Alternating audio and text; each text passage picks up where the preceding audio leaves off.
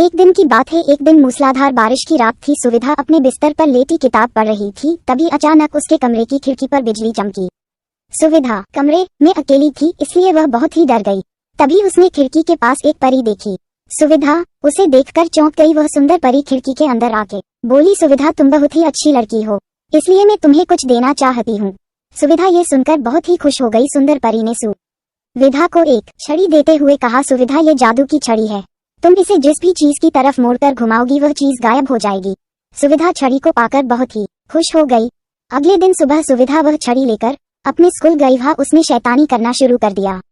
उसने पहले अपने कक्षा में बैठी लड़की का बॉक्स गायब कर दिया, फिर अनेक बच्चों की पेंसिल और रबर गायब कर दी। किसी को पता तक नहीं चला कि यह सुविधा की जादुई छड़ी की करामात है। जब वह घर पहुंची तब भी उसने शरारत करना बंद नहीं किया।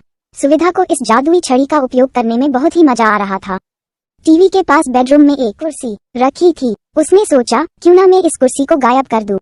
जैसे ही उसने जादुई छड़ी घुमाई वैसे ही सुविधा की माँ बेडरूम से निकलकर बाहर कुर्सी के सामने से गुजरी और कुर्सी की जगह सुविधा की माँ गायब हो गई।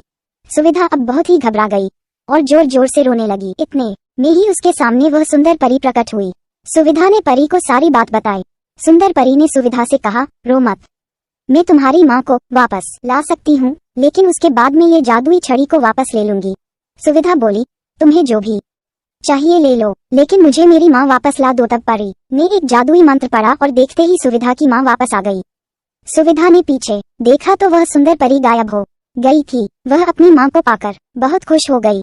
शिक्षा, इस कहानी से हमें ये सीख मिलती है कि किसी भी वस्तु का गलत उपयोग नहीं करना चाहिए। नई नई कहानी सुनने के लिए हमारे चैनल को सब्सक्राइब करें और बेल आइकन को दबाना ना भूलें।